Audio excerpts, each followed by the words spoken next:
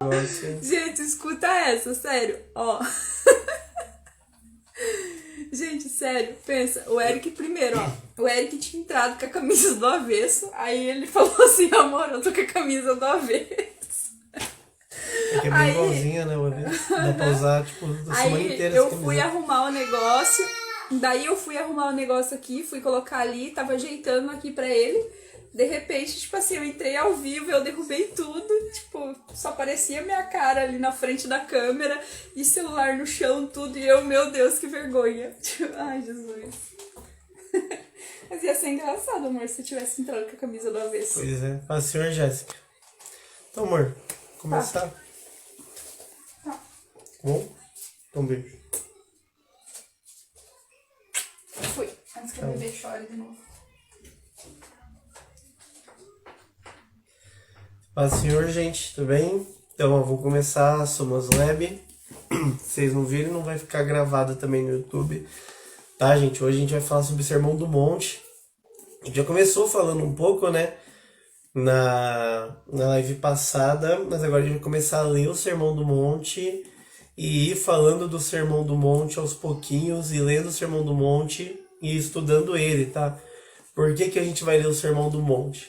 Porque a gente estava falando de metanoia nas últimas lives, a gente estava falando de contracultura cristã, a gente estava falando sobre mudança de mente, sobre a cultura cristã, sobre a cultura do reino, que nós somos cidadãos do reino de Deus e que o nosso chamado também é entender a cultura do reino de Deus. O que é cultura? O que a gente falou na live passada? Que a cultura é um conjunto de hábitos sociais, de hábitos que a gente tem, que vão indicar aquilo que nós somos influenciados. Então, é a forma com que você se relaciona com outras pessoas, com que você se relaciona com o mundo, é a forma com que você age, a forma com que você pensa, a forma com que você faz arte, a forma com que você faz mídia, a forma com que você se comunica. Isso vai indicar qual que é a tua cultura. Isso vai indicar o teu nível de cultura e qual é a tua cultura, do que você está sendo influenciado, que tipo de cultura você está sendo influenciado. Tem pessoas hoje que são influenciadas por uma cultura marxista, por uma cultura comunista, então elas vão agir de um jeito, elas vão falar de um jeito, elas vão ter até jargões de um jeito. E nós somos cristãos, a gente tem uma cultura do reino. Jesus ele fala, né? É interessante que o reino de Deus ele tanto é chegado quanto ele virá. Então o reino de Deus ele tem duas etapas. O reino de Deus, quando Jesus fala isso, que o reino de Deus é chegado, então ele está falando que ele veio instituir o reino de Deus através de nós. Por isso que vão falar, mas onde que está o reino de Deus? Está ali, está aqui? Ele falou, não, está dentro de vocês. Porque o povo judeu, por que a cruz, por que Paulo fala que para o povo judeu a cruz é loucura? A cruz não faz sentido, porque Jesus, ele é o Messias que veio como homem comum e que foi crucificado. Para eles a cruz era maldita. Os judeus estavam esperando o Messias que viria como um homem de guerra, como alguém que iria lutar contra os inimigos, lutar contra Roma, que iria tirar Israel do domínio de Roma e iria estabelecer Israel novamente como uma potência mundial, como um reino de governo, assim como era na época de Davi, de Salomão, onde Israel governava, onde Israel tinha paz e onde ele tinha influência. E vem Jesus da forma que ele veio, então para eles era loucura. Ele falou, não, o Messias, nosso Messias, o rei, ele vai vir como um homem que vai entrar montado numa jumenta, que vai juntar 12 gadeiudo e vai morrer numa cruz. Ele falou, eles não aceitavam isso. E Jesus ele fala que ele veio estabelecer o reino de Deus. Mas também Jesus ele vai voltar, ele vai ter a segunda vinda de Jesus, quando aí sim ele vai voltar como um homem de guerra, ele vai voltar num cavalo branco, ele vai voltar para destruir, para governar com cetro de ferro, para governar com uma vara de ferro, para estabelecer o reino de Deus, o reino milenar de Cristo entre as nações, onde ele vai destituir os governos, onde ele vai estabelecer um novo governo, novas leis, uma nova estrutura, tá? Até a gente às vezes lê lá em Apocalipse, sobre a segunda vinda de Jesus. A gente fala, no Apocalipse fala que, acho que é 19, se eu não me engano, fala que Jesus ele vem com um manto salpicado de sangue, né? E daí a gente fala, nossa, que bonito, Jesus está vindo, porque as roupas deles está cheia de sangue que foi derramado na cruz por nós. Mas a gente vê lá em Isaías que não é verdade. Fala que Jesus na segunda vinda ele vai vir como um homem de guerra e ele vai pisar os seus inimigos com fúria. E o sangue dos seus inimigos vai respingar, vai sujar a sua roupa. Então Jesus ele vai vir depois com um juízo, ele vai vir depois como um rei, um governante que vai estabelecer o reino dele fisicamente aqui na terra, tá? E nós aguardamos por isso, tá? Às vezes a gente imagina, não sei como vocês imaginam a volta de Jesus. Quando você vai ler lá Apocalipse, você vê lá que fala que estrelas estão caindo, que vai ter terremoto, que as pessoas vão pedir para os montes caírem em cima delas. Vai ter um monte de coisa. Eu imagino tipo um cenário meio que tipo Senhor dos Anéis, aquela música épica e tipo assim, umas batalhas acontecendo, um negócio muito louco. Eu não sei como que você imagina, eu imagino assim. E hoje a gente vai falar de Sermão do Monte. Por quê? Porque o Sermão do Monte, quando a gente vai pegar e estudar a fundo, a maioria dos teólogos, dos estudiosos, vão falar que o Sermão do Monte ele faz um paralelo com Moisés. Por quê? Porque Moisés ele sobe ao monte e ele traz do monte a lei. Então ele traz do monte a lei de Deus para o seu povo. E aí eles relacionam, eles fazem o paralelo do Sermão do Monte com Jesus subindo ao monte e fazendo uma interpretação da lei, ele trazendo a interpretação dele da lei. Ou seja, o que é a interpretação de Jesus da lei? Sabe quando Jesus ele fala, ó, vocês que estão cansados, vocês que estão oprimidos, venham até mim, que eu vos aliviarei, tomem o meu jugo, porque o meu jugo é suave, o meu fardo é leve. Então, Jesus ele fala isso não só porque você está cansado e oprimido, eu vou tirar o fardo de você. Mas o que Jesus está falando é o seguinte, eu expliquei na live passada, que o que acontece? Naquela época, os rabinos, o que eles faziam? Os rabinos, eles tinham discípulos.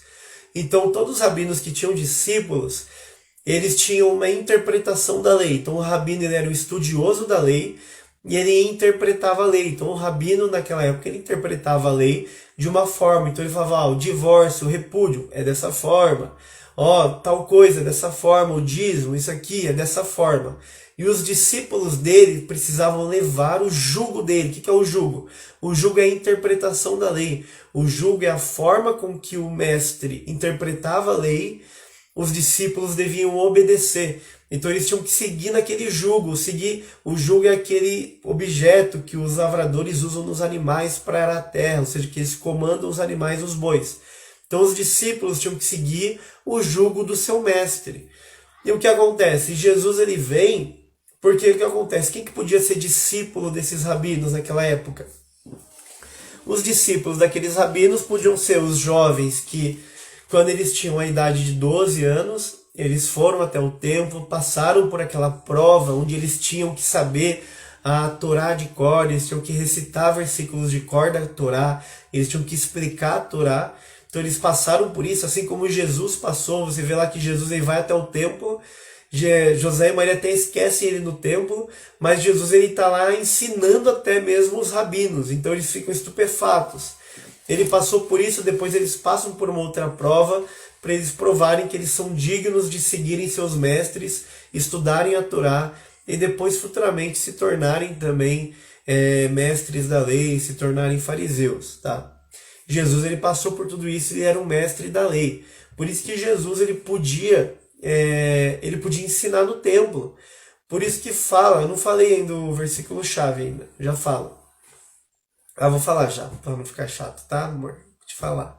Mateus 5, do 3 ao 12. Então coloca aí. Mas eu não falei ainda. Mas o que acontece? Por isso que ele ensinava no templo. Por isso que fala que Jesus ia nas sinagogas e ensinava no templo. Porque ele tinha essa liberdade. Ele tinha essa autoridade de entrar no templo porque ele era também o mestre da lei. E o que acontece? Os jovens que não passavam nesse tipo de prova, que não passavam por isso, o que eles tinham que fazer? Eles tinham que ir e seguir a profissão dos seus pais, o ofício dos seus pais. Então eles se tornavam pescadores, carpinteiros, eles faziam o que lhes bem era devido, porque eles não podiam ser discípulos dos mestres. Jesus ele já vem quebrando os padrões religiosos da época, porque Jesus ele vem e quem que ele chama? Ele chama Pedro, Tiago, André, João.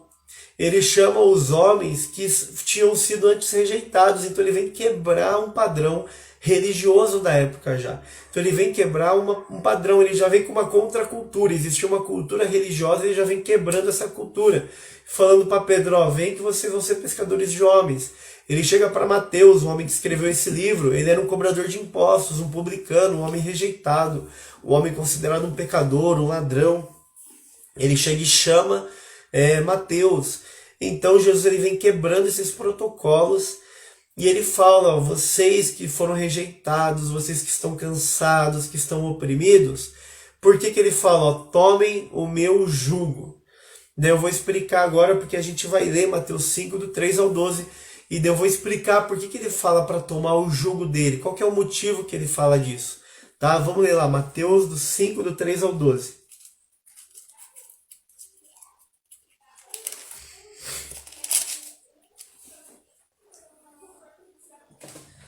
Mateus 5, do 3 ao 12. Paz, Senhor, Carol.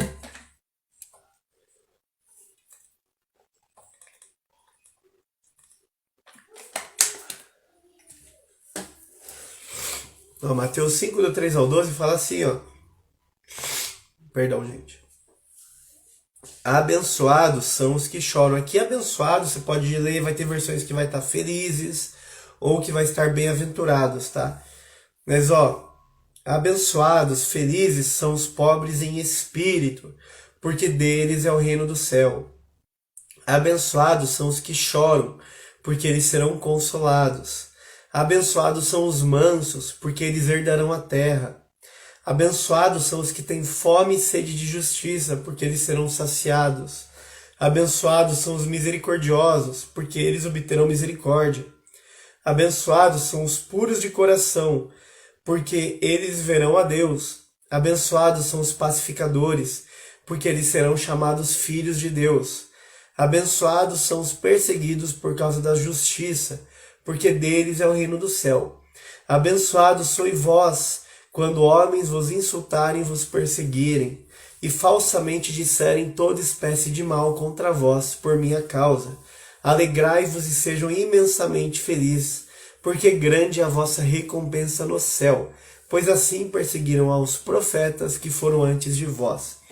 Então aqui a gente vê algumas características, a gente vê Jesus falando que tem homens que são bem-aventurados, que são felizes, que são abençoados por um determinado motivo de conduta deles. Então o que é? Isso quer dizer que são as características dos cidadãos do reino. Jesus está falando sobre características de pessoas que são abençoadas porque elas fazem parte do reino de Deus. Aqui Jesus ele não está falando, às vezes a gente lê, o que a gente entende? A gente lê e fala, não, tem pessoas que são pobres em espírito, tem pessoas que são mansas. Aqui Jesus ele não está separando classes de pessoas, tá? Jesus ele não está pegando pessoas e separando. Ele não está falando, ó, tem pessoas que são mansas e essas vão ganhar isso. Tem pessoas que são isso e vão ganhar isso. Não, Jesus o que ele está falando aqui, ele está falando de características de uma pessoa só. Ele está falando de características que servem para uma pessoa que está servindo ao reino dele. Ou seja, está falando, ó, se você é cristão, se você é meu seguidor, você é meu discípulo, você é feliz porque você é pobre em espírito. Você é feliz porque você chora. Você é feliz porque você é manso. Você é feliz porque você tem fome e sede de justiça. Então ele está falando que uma pessoa ela deve buscar essas características. Uma pessoa ela deve buscar ter essas características, ter essas atitudes, ter essa conduta diante dele, tá? O que quer dizer isso? Essa palavra é do grego bem-aventurados, quer dizer macários, que é felizes mesmo. Então ele está falando, ó, vocês são felizes porque vocês são isso. E é engraçado, né? A gente vê povo pobre em espírito, ser perseguido, ser isso e aquilo. Mas quando a gente vai olhar, a gente entende o que acontece. É como se Jesus ele estivesse criando uma teoria da felicidade. É tipo isso. Tem psicólogos que estudam o Sermão do Monte de forma sem ser de uma forma religiosa, né, vamos dizer, sem ser de uma forma teológica. Eles estudam de uma forma comportamental. E eles entendem que o Sermão do Monte, que Jesus ensina, são características de pessoas que, quando as pessoas têm essas atitudes, normalmente são pessoas que são realmente mais felizes, que são pessoas que normalmente elas se sentem melhor, que são pessoas que se sentem mais satisfeitas. Então a gente precisa entender que o que Jesus está falando. Jesus aqui ele está dando paralelos da lei. E o que acontece? Primeiro ponto. Sabe por que igual o salmista Davi fala, bem-aventurado o homem que não anda no conselho do ímpio, o homem que não se assenta na roda dos escarnecedores, nem se detém no caminho dos pecadores, mas a lei do Senhor medita de dia e de noite, pois o seu prazer está nela, tal, ele será como uma árvore plantada junto aos ribeiros de águas, que dá fruto ao seu tempo, que suas folhas não murcham, tudo que ele toque prosperará, tudo que ele faça prosperará. Então, ele está falando sobre isso, sobre felicidade. Por que ele sempre fala, medite na lei do Senhor? Por que Davi fala, eu tenho prazer na lei do Senhor? Por que ele fala para Josué, Josué, ó, medita na minha lei de dia e de noite, não se aparte da minha lei, seja forte, seja corajoso, para que você obedeça a minha lei. Por quê? Porque a gente entende que nós fomos criados por Deus. Então Deus nos criou. Não foi o Big Bang, não foi um emaranhado, não foi uma energia só cósmica que por acaso explodiu, sem saber de onde veio, e do nada começou a formar, começou a expandir, formar um monte de planetas, bilhões de planetas, e do nada, por um acaso, a Terra é formada e é criada uma atmosfera, numa distância exata do Sol, numa gravidade correta, num local correto, com a atmosfera correta, com os elementos corretos para criar o humano, para o humano gerar conhecimento, sabedoria, para o humano se desenvolver e sermos o que somos hoje. Tudo isso, segundo o mundo, foi por acaso. Segundo muitos cientistas, foi por acaso. Mas é bem difícil, né, se acreditar que algo disso poderia acontecer por acaso. Tá? Então o que acontece? Deus ele criou o ser humano. E Deus ele cria o ser humano com uma estrutura psicológica, ele cria o ser humano com uma estrutura mental, com uma estrutura física, ele cria o humano com estruturas do corpo dele. Então Deus ele entende do corpo, ele entende da sua mente, Deus ele entende das suas emoções. E o que Jesus ele está falando é que o que acontece? A lei do Senhor, a obediência, a lei moral de Deus, ela nos leva à felicidade. Então, você vai pegar estudiosos bíblicos, eles fazem estudos que pessoas que andam em santidade são pessoas mais felizes, são pessoas mais completas, mais satisfeitas. Por quê? Porque a lei moral de Deus não é simplesmente uma regra que Deus impõe porque ele é um pai rigoroso e ele quer que siga as regras dele, não. É como se ele estivesse falando, ó, sigam essas leis, sigam essas regras, porque você seguindo isso, a sua mente vai estar em paz, o seu corpo vai estar em paz, suas emoções vão estar em paz e você vai ser feliz. Então Deus ele entrega uma lei para nós obedecermos e nos sentirmos realizados e satisfeitos nela.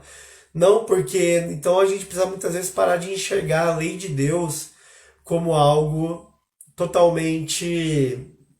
Como que a gente vai dizer? Como algo totalmente só um Deus querendo nos julgar, tá? Então, a gente, foi Deus que criou a gente, tá? Um dia a gente faz uma lab só de falar de teoria da evolução e falar de criacionismo.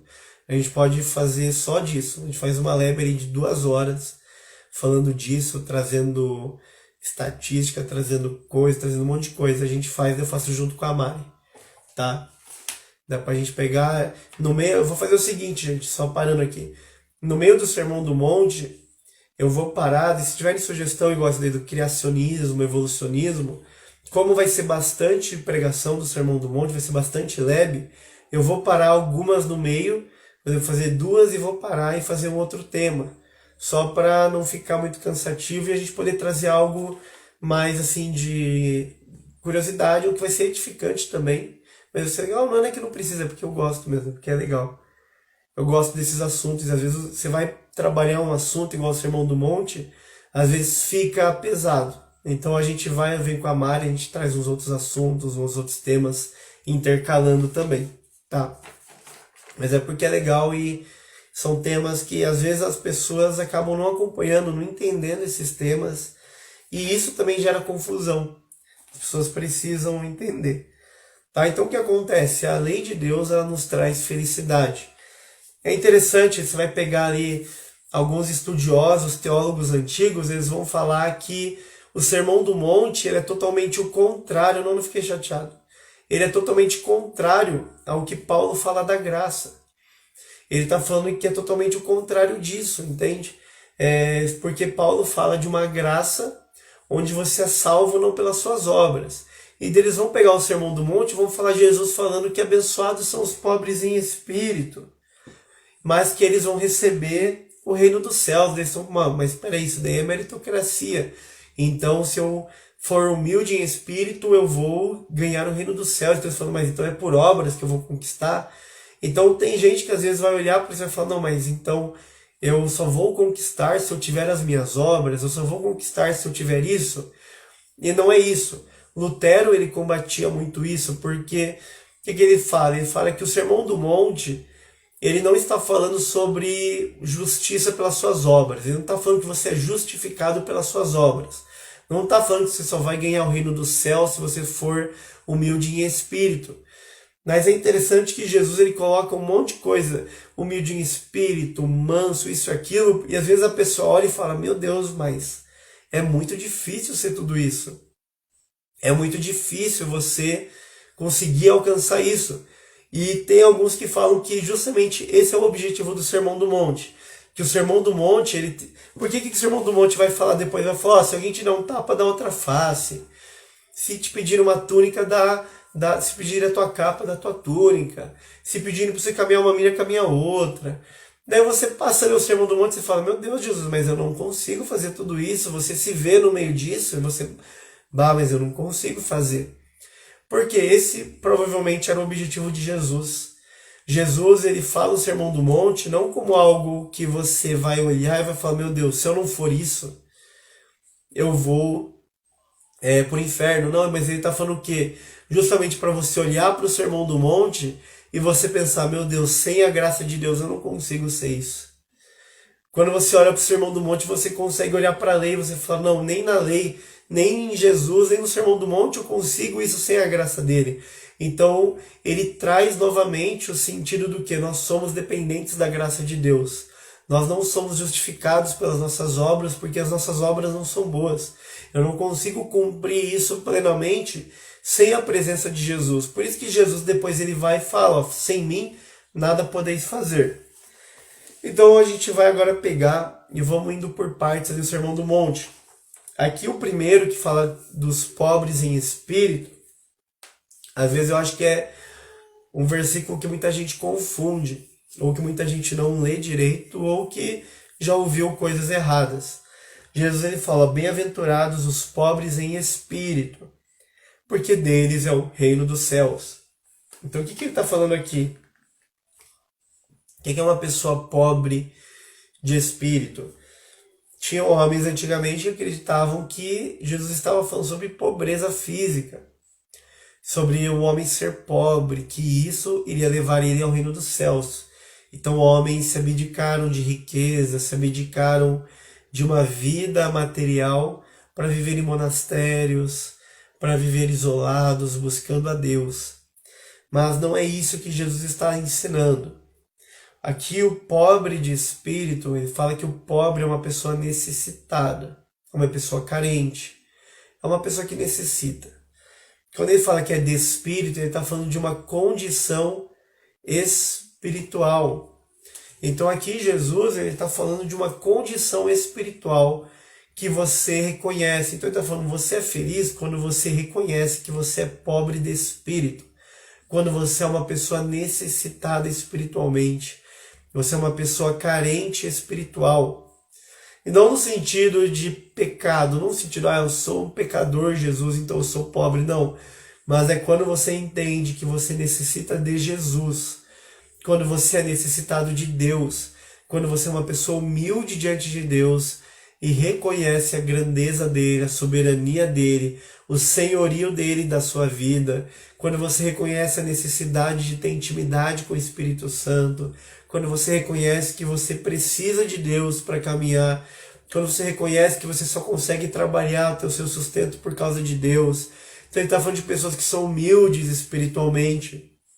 Essas pessoas herdarão o reino dos céus. Então é uma condição de humildade espiritual. Jesus ele vem e fala. O que Jesus ele fala? Ele fala, eu vim para os que estão doentes, não para os que estão sãos. Por que ele fala isso?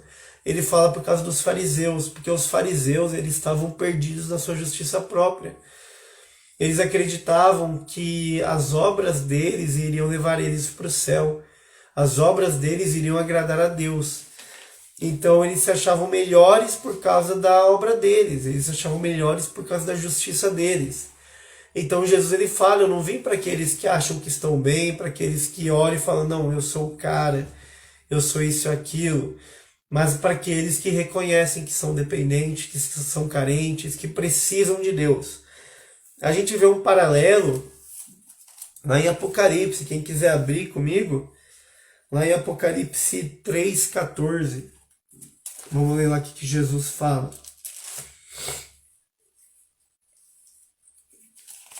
Apocalipse 3,14.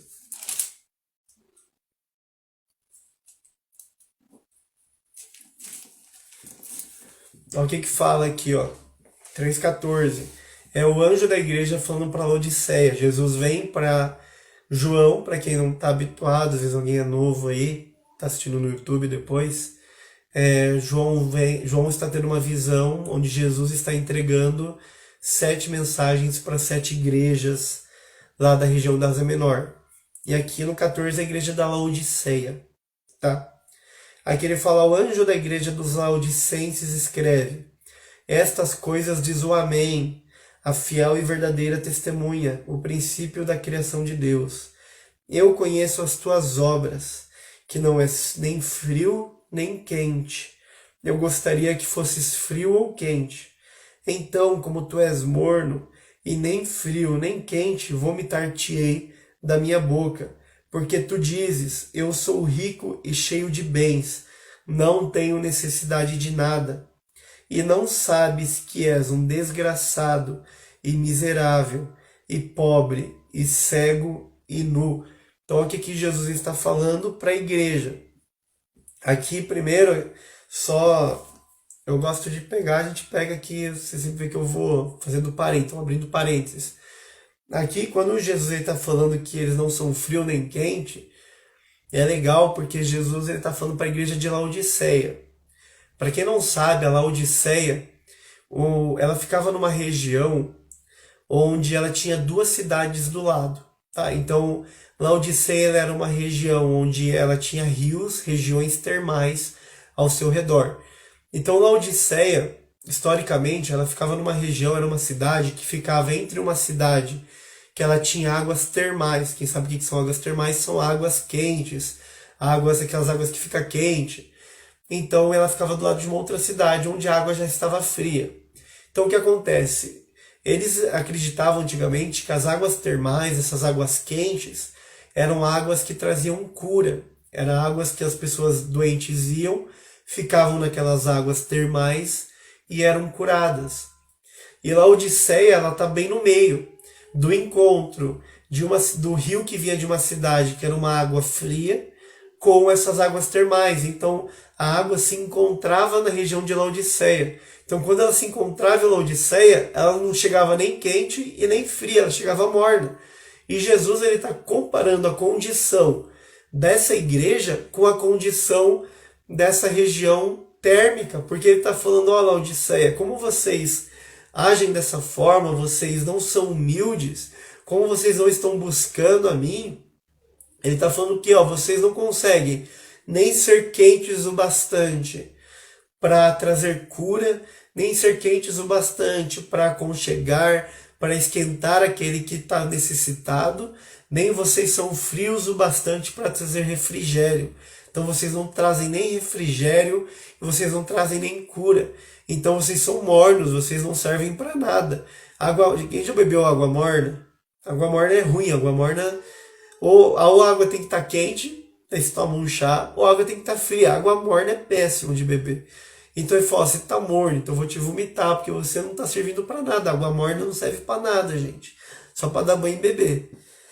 Então o que acontece? Ele está falando disso e dessa condição espiritual deles, porque eles estão olhando para eles estão olhando e falando, não, pô, a gente está bem, a gente tem LED, a gente tem parede preta, tem instrumento legal, tem caixa de som maneira, cadeira, assento com estofado, tem obreiro com uniforme, tem luz, mano, tamo maneiro. Final do culto é louvor animado, todo mundo sai avivado. Mas Jesus está falando, você não sabe que você é pobre, miserável, desgraçado, cego e nu. Por quê? Porque eles estão olhando para a condição deles e falando, não precisamos de mais nada. Não necessitamos de nada, nós temos tudo aqui, a nossa estrutura, a nossa força é o que basta. Então eles não estavam sendo humildes diante de Deus. E Jesus vem com uma exortação para eles. Tá? Próximo. Vamos voltar lá para Mateus. Então ser pobre em espírito é ser humilde espiritualmente. Aqui abençoados que choram, porque eles serão consolados. Aqui, gente, entra tipo um grande dilema. Às vezes a gente vai ler, gente, eu sei que você vai ler, eu sei que você já ouviu, eu sei que você já leu aquele momento que você estava chorando, aquele momento que você estava triste, e você falou, Jesus, ó, tô sofrendo, tô isso e aquilo, e você leu abençoados que choram porque eles serão consolados. Pô, legal, serviu na hora. Mas a base principal daquilo que Jesus está falando não é isso. O que Jesus está falando é uma continuação da humildade que ele está falando, da pobreza espiritual.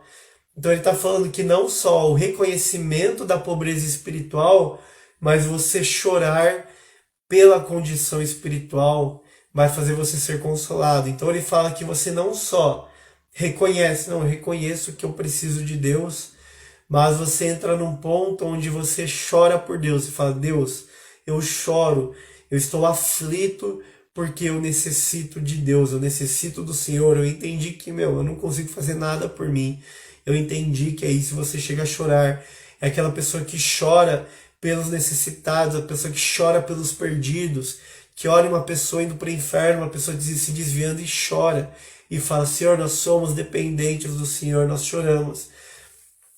A gente conhece gente, pastores, tipo benção, pastores assim, muito de Deus, que, gente, se ele olha para uma pessoa que está sofrendo, ele olha para uma pessoa ali que se desviou, ele chora, ela chora, a pastora chora, tipo, literalmente, na hora, ela chora, tipo, é um amor de Deus que entra no coração da pessoa, ela tem um amor de Deus, e óbvio que nem todo mundo, às vezes vai ser assim, você não que necessariamente você vai ter que ir ali, porque senão vai ser uma lágrima de crocodilo também. Mas a gente precisa buscar essa humildade, a gente precisa buscar esse quebrantamento, essa contrição. A gente olhar, até estava conversando com a Mari falando, nossa, será que a gente não devia, às vezes, olhar mais? E será que não está faltando, às vezes, a gente olhar para os perdidos, olhar para as pessoas e entender que as pessoas estão indo para o inferno? A Mari estava conversando comigo, ela falou isso, né? Eu falei, nossa, é verdade, né? Porque hoje a gente vai olhar e óbvio que tá, a gente tem que cuidar com o que a gente tem contato, mas hoje a gente tem que tomar cuidado, gente, com a cultura coach. A gente precisa entender, gente, coach é legal, é inteligente, mas não é Jesus, mas não é Bíblia, tá?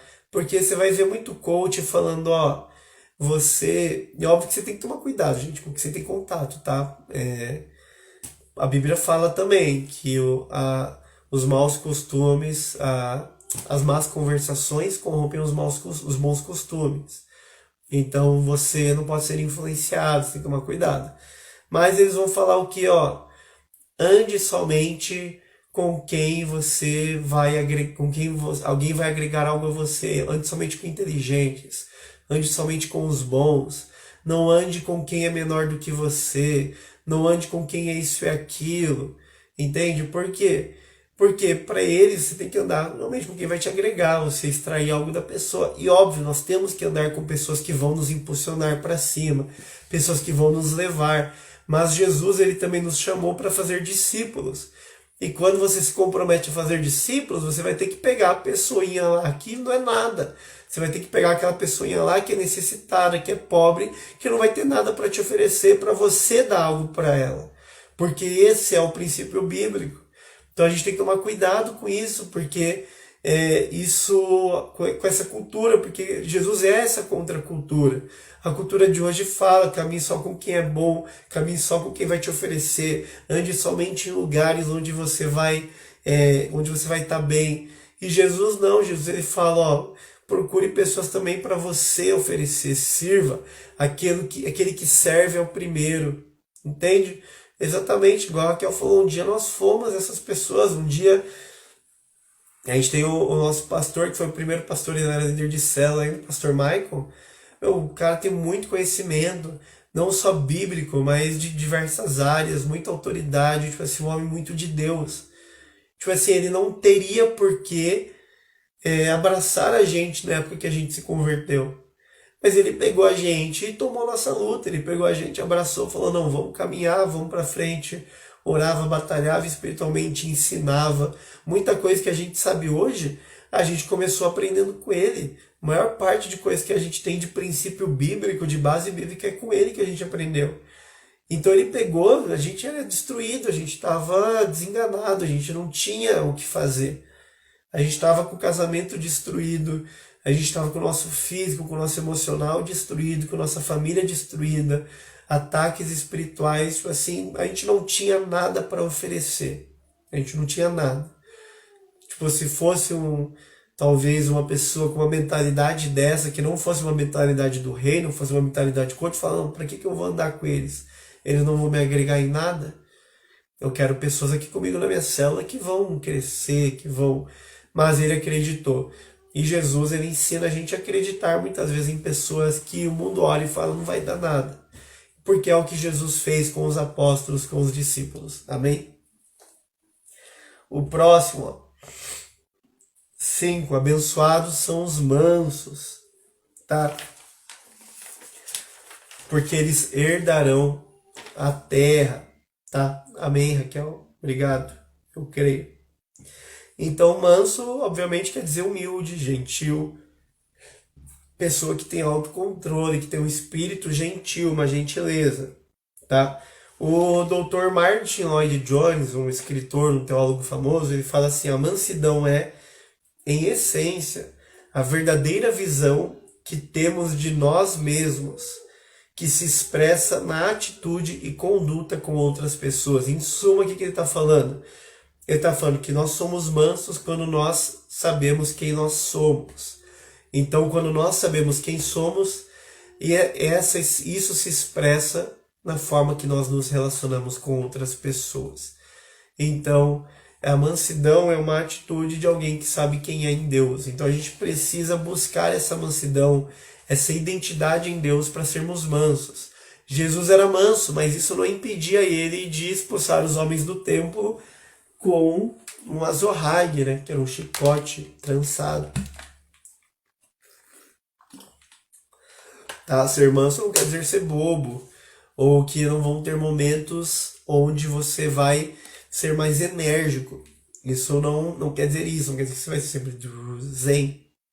Você não vai virar o Dalai Lama, você não vai virar o Gandhi, você não vai virar um budista, um monge budista, um Krishna, não é isso, tá? Mas você vai ser manso. Mansidão também fala de potencial não liberado, tá? O que eu quero dizer com isso, gente? Potencial não liberado. Um cachorro, um pitbull, Você olha pro pitbull, você muitas vezes teme o pitbull, você tem medo do pitbull, você fala, meu Deus, um pitbull. Mas às vezes a pessoa vai olhar para você e fala, não, entra porque ele é manso. E você sabe que aquele cachorro, ele tem um potencial de destruição muito grande, ele tem um potencial de ataque muito grande, ele tem um potencial explosivo muito grande, uma energia muito grande. Mas como ele é manso, ele não usa aquela energia de forma errada. Talvez quando entre um bandido no território dele, um ladrão, quando há um perigo para o dono dele, talvez essa mansidão ela se converta em energia para proteger. Ela se converta em energia para proteger o território. Mas ele não vai usar para agredir outras pessoas. A gente vê Jesus. Jesus ele era um homem manso. Ele tinha um potencial muito grande. Jesus ele podia. Tiago e João chegam e falam para ele: Jesus, aqueles homens lá eles não querem ouvir o Senhor. Vamos orar para que caia o fogo do céu sobre eles. Tiago e João não eram mansos. O apelido deles era Filhos do Trovão. Olha o apelido de Tiago e João. Isso que João depois se torna o discípulo do amor, o apóstolo do amor. Né? Tipo, ele fala de paz, de amor, amar um ao outro, amar ao próximo. Mas ele era assim? Ele não era manso. E Jesus olha para eles e fala: vocês não sabem de que espírito vocês são. Porque Jesus ele tinha o potencial de fazer aquilo, óbvio que tinha. Jesus ele podia chegar e acabar com tudo, falar: negado, beleza, não vou voltar outra vez, não vou começar aqui nessa. Jesus podia se tornar rei de Israel, mas ele sabia a missão dele, ele sabia quem ele era e qual o objetivo dele. Então ele era manso, ele sabia agir na hora correta, da forma correta. Então a mansidão ela envolve potencial um potencial de você fazer algo e você saber o momento certo. Então às vezes você tem um potencial muito grande, você é muito sanguíneo, colérico, algo assim, mas você é manso, mas você sabe a hora de usar. Você sabe que você vai ter que usar numa hora de proteção ou numa hora de ir atrás das coisas, do que você acredita e não com a pessoa que está do seu lado, não com a sua família, não com seus amigos, não com seus pais. Você não vai usar isso de forma errada, você vai ser uma pessoa mansa, tá bom? Próximo. Abençoados que têm fome e sede de justiça. Isso que na mansidão, né, gente? O 5 não é o que o pessoal ensina hoje em dia, né? Hoje em dia é tipo assim, ama quem te ama, odeia quem te odeia e toca o barco, né? Se me prejudicar, eu prejudico mais. Se eu posso, eu vou pra cima e passo por cima de tudo e todos. A gente tem que tomar cuidado com isso. 6. Abençoados são os que têm fome e sede de justiça.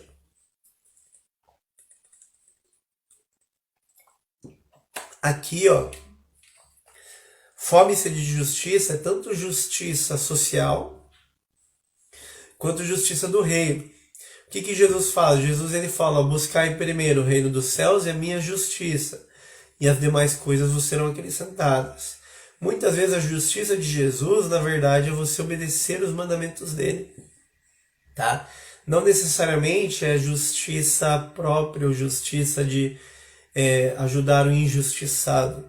Muitas vezes é de obedecer aos mandamentos.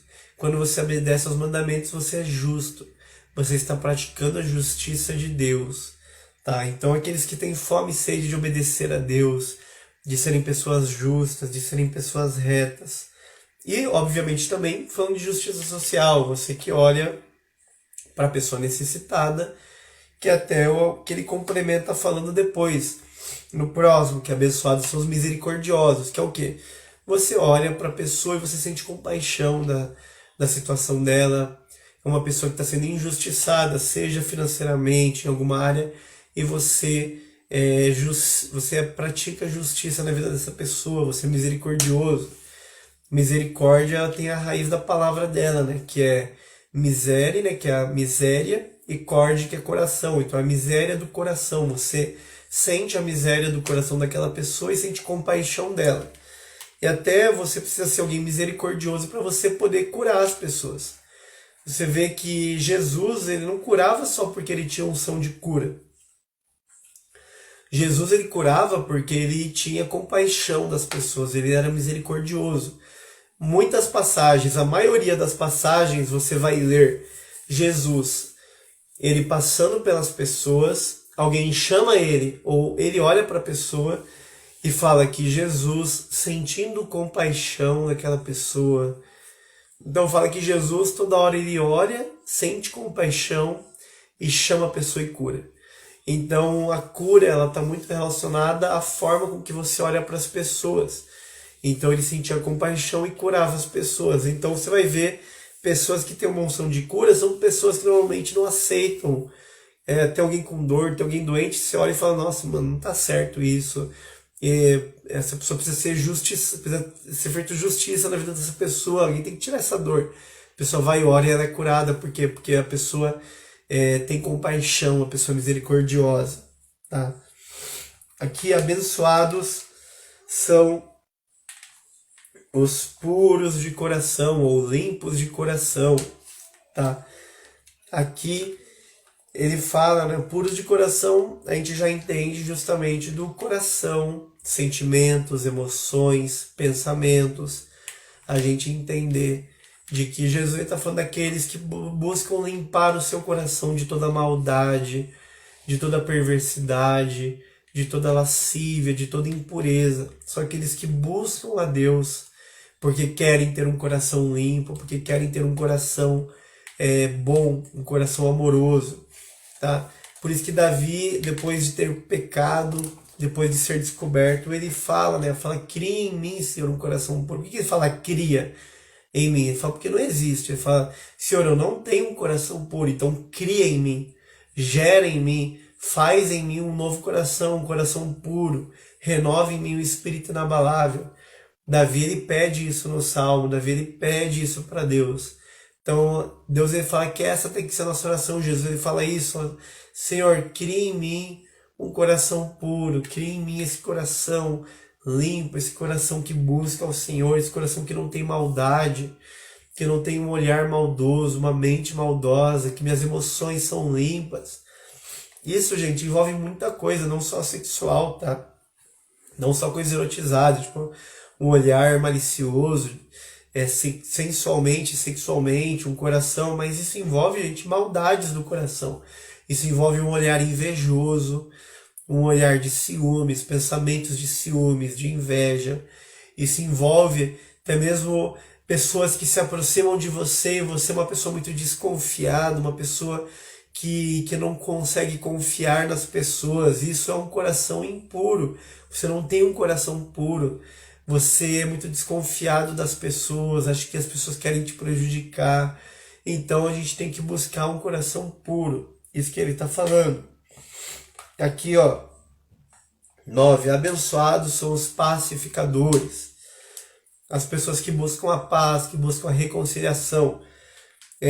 A gente vê que o Antigo Testamento ele termina com Malaquias e ele termina com uma promessa do espírito de Elias, que ele virá para restaurar, para converter o coração dos pais aos filhos e dos filhos aos pais, ou que seja uma reconciliação, uma pacificação. Então Jesus ele busca pessoas que são pacificadores, pessoas que vão buscar a paz, que vão tentar promover a paz, que vão tentar promover, resolver conflitos. Jesus ele nos chama para a solução de conflitos. E o 11, terminando, abençoados quando vocês forem perseguidos por causa da justiça. Então o que acontece? Obviamente, quando você é uma pessoa humilde espiritualmente, você é uma pessoa mansa, pacificadora, pura de coração, você vai buscar a justiça de Deus. Você vai buscar ser justo, você vai buscar falar a verdade, você vai buscar ser correto. E muitas vezes vamos sofrer perseguições por causa disso. Pessoas vão falar mentiras, pessoas vão falar coisas que não são verdade, porque você está buscando a Deus. Porque elas não aceitam isso. Jesus, ele falou, gente, se falou vai acontecer. Mas ele fala, fique feliz, porque você está sendo injustiçado, porque grande é a sua recompensa no céu. Então, se você está sendo injustiçado na sua casa, na sua família, fique feliz, a tua recompensa está no céu. Tá? Hoje, gente, a gente tem Por que a cultura do reino também? Porque hoje a gente tem uma ideia que parece que a gente esqueceu que a nossa principal esperança está na eternidade. Hoje, como cristãos, nós temos que buscar, tá? Não me entendam mal. Só beber uma água aqui. Nós temos que buscar e precisamos, né? Porque estamos nesse mundo. O bem-estar, trabalho, prosperidade. Mas muitas vezes esquecemos na nossa caminhada que a nossa esperança ela está na eternidade. Que a nossa recompensa maior ela está na eternidade. Então, nós somos felizes, gente. Nossa vida é um sopro. Qualquer um que está aqui pode morrer hoje, pode não acordar amanhã, pode amanhã não estar vivo. Mas nós sabemos que se você é cristão, se você aceitou Jesus como seu Senhor e Salvador, se você nasceu de novo, se você está buscando uma vida em santidade, se você está buscando um relacionamento com Jesus, você sabe que se você morreu hoje, você vai estar com Jesus no céu, você vai estar com Deus no céu, você tem uma esperança maior. Às vezes a gente tem que buscar as coisas terrenas, mas nós nos frustramos muito com aquilo que é terreno e esquecemos daquilo que é eterno. A gente não sabe do dia de amanhã, a gente não sabe o que vai acontecer amanhã, então aproveite esse seu dia, pare de perder tempo com coisas que não importam. Pare de perder tempo com emoções que não importam. Pare de perder tempo com atitudes que não importam. Pare de perder tempo com aquilo que não é essencial. O que é importante é Deus, então busque a Ele, porque a tua esperança está no céu. A gente não sabe o dia de amanhã. Entende? Óbvio que a gente tem que cuidar, tem que buscar, a gente tem casa para cuidar, tem conta para pagar, mas a gente precisa cuidar de nós mesmos espiritualmente. É isso que Jesus está falando, porque você não sabe o dia de amanhã. Então, bote a sua esperança no céu, o teu galardão está no céu. É o reino de Deus. Você está esperando por um reino que vai vir. E provavelmente, eu creio, gente, que tipo, o anticristo pode estar na terra, pode. Eu creio que pode ser, tipo, que vejamos o anticristo, que vejamos a grande tribulação e a volta de Jesus. Eu acho que há chances, ok? Mas Paulo também acreditava isso, tipo, há 2000 anos atrás. Então, assim, a gente tem chances, tem, mas a gente entender que tá, gente. Provavelmente, às vezes, você vai morrer sem ver isso acontecer. Então, você tem que morrer pro lugar certo. Tem até uma frase, né? Não sei se vocês já viram aquela frase, né? Que eles falam, né? Tipo assim, eu não sei, eu não lembro quem que foi um ateu que falou, acho que ele estava se convertendo, aceitando a Jesus. Daí perguntaram para ele, né? Um amigo dele perguntou e falou assim, viu, mas realmente está se convertendo? Você acredita que isso é verdade? Tudo? Ele falou, eu ainda não sei. Ele fala, mas é melhor eu seguir o que eles estão seguindo, aceitar Jesus e viver do jeito que eles estão falando, e se eu morrer, eu ir para o céu e eles estiverem certos, do que eu viver do jeito que eu quero e no final eu morrer, eles estarem certos e eu tiver ido para o inferno. Então, se hoje você ainda não está em Jesus, ou se você ainda não se decidiu, se você ainda está vivendo uma vida de pecado, uma vida longe de Deus, decida, porque a nossa recompensa é eterna, tá? Besteira, isso, aquilo. Bom, eu sei o seguinte, tem uns que acreditam que as boas obras vão te salvar. Tudo bem. Que se você tiver boas obras, um espírito acredita, você vai para o céu. Tem uns que acreditam que se você viver os prazeres da vida, você vai para o céu. Nós acreditamos que se nós aceitarmos Jesus como Senhor e Salvador, nós vamos para o céu. Certo? Mas eu digo uma coisa. Eu acredito, Jesus é a verdade, ele é a verdade, tá? Mas eu acredito que assim, se você acha que eu tô errado, eu digo o seguinte, em Jesus eu também tenho boas obras. Então, se você é espírita e acha que eu tô errado, ok, eu continuo tendo boas obras e vou pro céu. Se você acredita que pode viver a vida de qualquer jeito e vai ter um paraíso, ok, eu tô vivendo a vida do jeito que eu quero, do jeito que eu acho correto. Então eu também vou pro céu. Então assim, de um jeito ou de outro, se você não acredita, eu acho que eu tô indo pro céu. Mas eu prefiro acreditar que é Jesus que tá me levando. E que quem não tá seguindo isso, infelizmente, a gente tá indo pro inferno. Mas assim, eu sei onde que é o meu destino. Eu acho que cada um tem que saber o seu. Amém?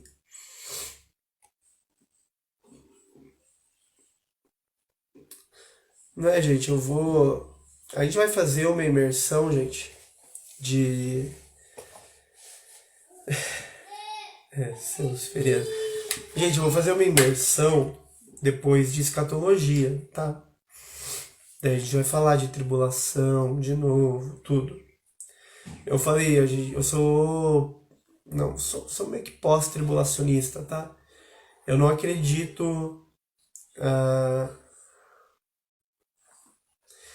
eu não acredito no rapto, tá? Não acredito nisso.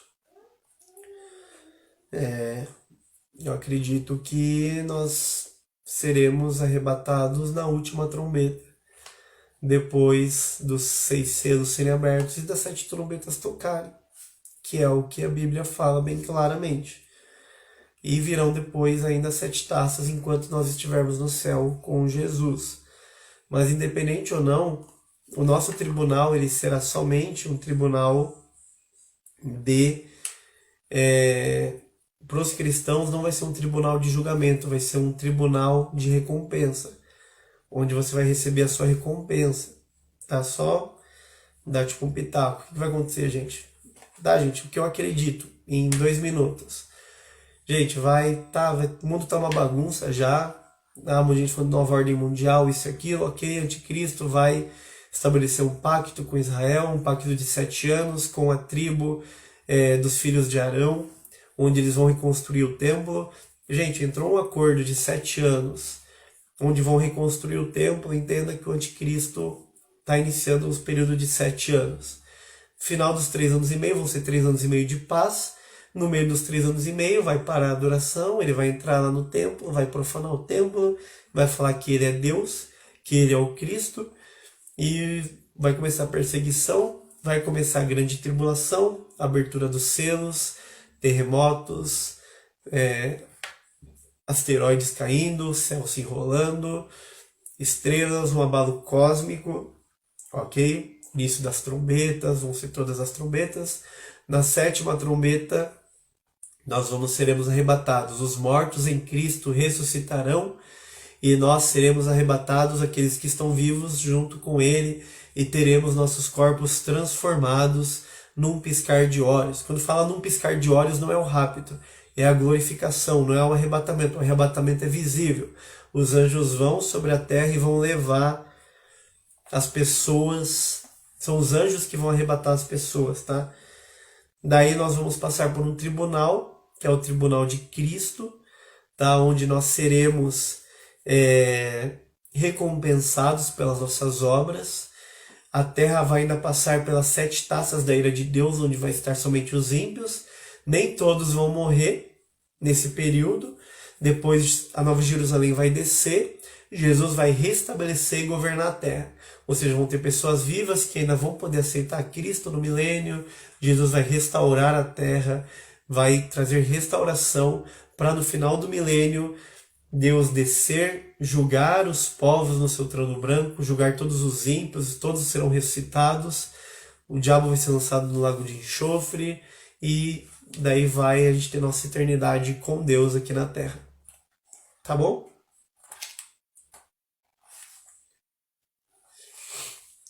Precisa falar que a palavra de Deus precisa ser pregada para todos os povos. Mas, Isabel, a gente estava vendo o líder da Jocum, o Lauren Cunningham, acho que foi ano passado, no Descende, ele falando. Gente, tá muito rápido. Eles estão, tipo assim, com muitos voluntários, muitos missionários. As línguas que não têm tradução da Bíblia, eles estão gravando, eles estão gravando áudios na língua desses povos, traduzindo a Bíblia, mandando para esses povos, mandando missionários.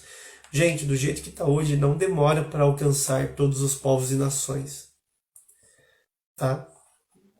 E, gente, o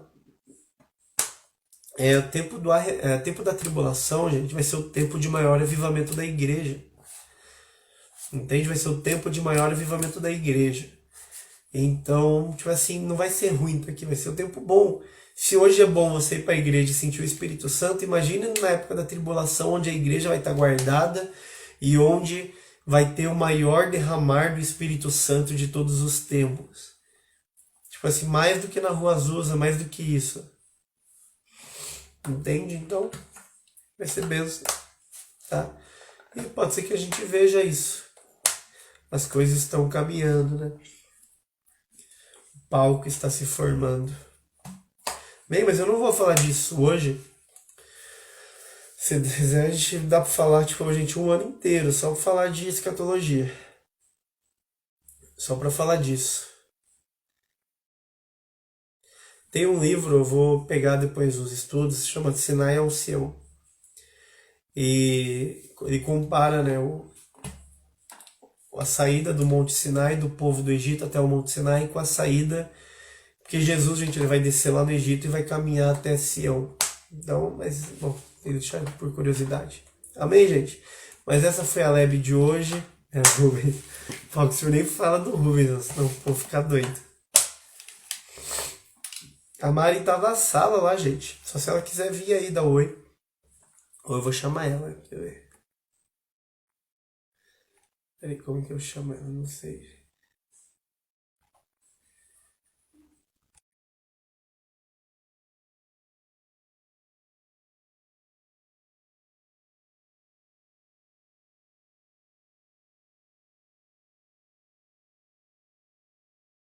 Eu chamei ela.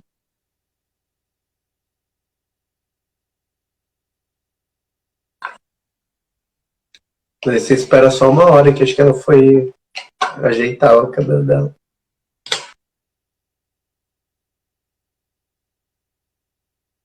Dá pra gente fazer outro estudo, fazer estudo aí da escatologia agora já, até ela aparecer. Ah, deu certo já. Eu não quero aparecer, tipo isso. Peraí. Tô mó desajeitada, amor.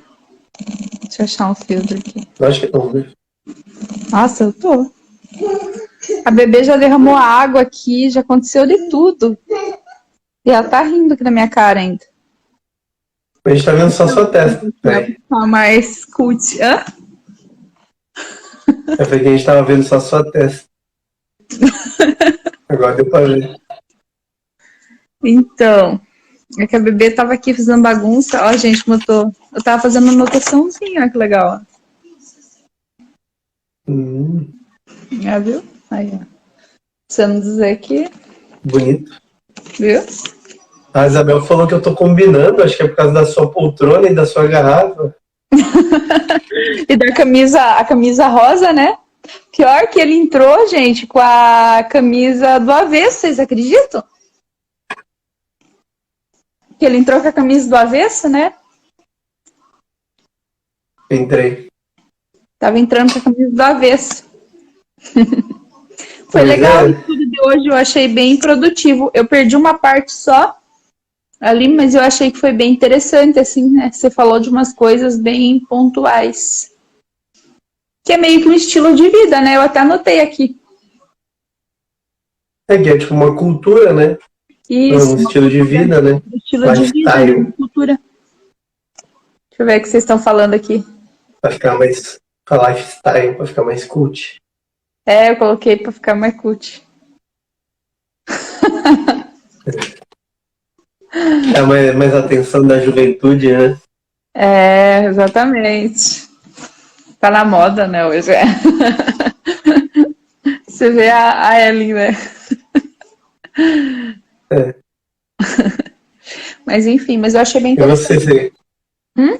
você quer passar pela tribulação ou... Se eu quero passar pela tribulação, querer eu não quero, né? Agora eu não sei, essas coisas que você fica falando aí.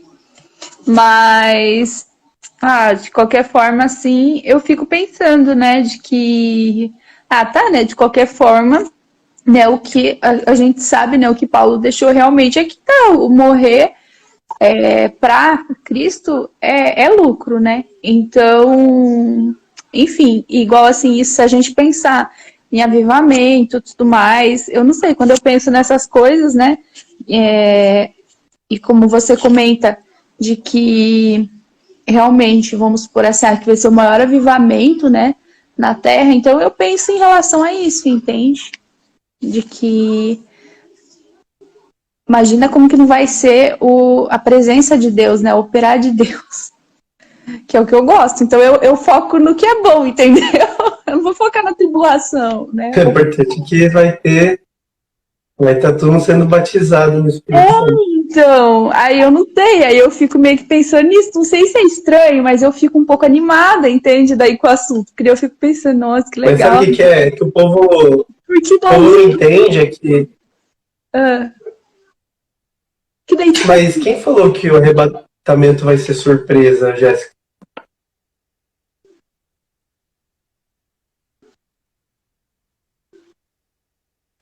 Tem lugar que fala que vai ser surpresa. Tá falando que ninguém sabe o dia nem a hora. Isso a gente não sabe.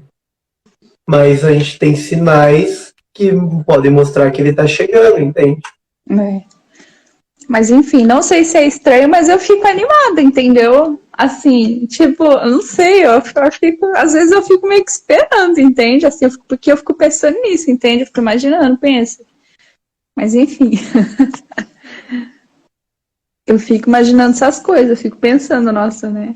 Ia ser muito doido, porque eu imagino que eu imagino, né, muito isso do avivamento, realmente, do que vai acontecer, entende? Com a igreja, enfim, né? Eu penso muito nessas coisas. Pois é, Entendi. Mas eu também acho. É porque a gente tem uma visão. Mas você acredita Virou que a gente tá tão próximo assim da volta de Jesus, ô Eric? Não sei, na verdade. Tipo assim, o que a gente olha, né? Na verdade, tipo assim, é pros sinais, tipo, bíblicos, né? Igual já virou agora da escatologia, muda o nome. Tipo, a gente vai pegar lá Mateus 24, por exemplo, que é o sermão escatológico de Jesus. Tipo assim, os discípulos perguntam para ele, Senhor, quando que vai estar próximo? Quando que a gente vai saber que está próximo a sua vinda?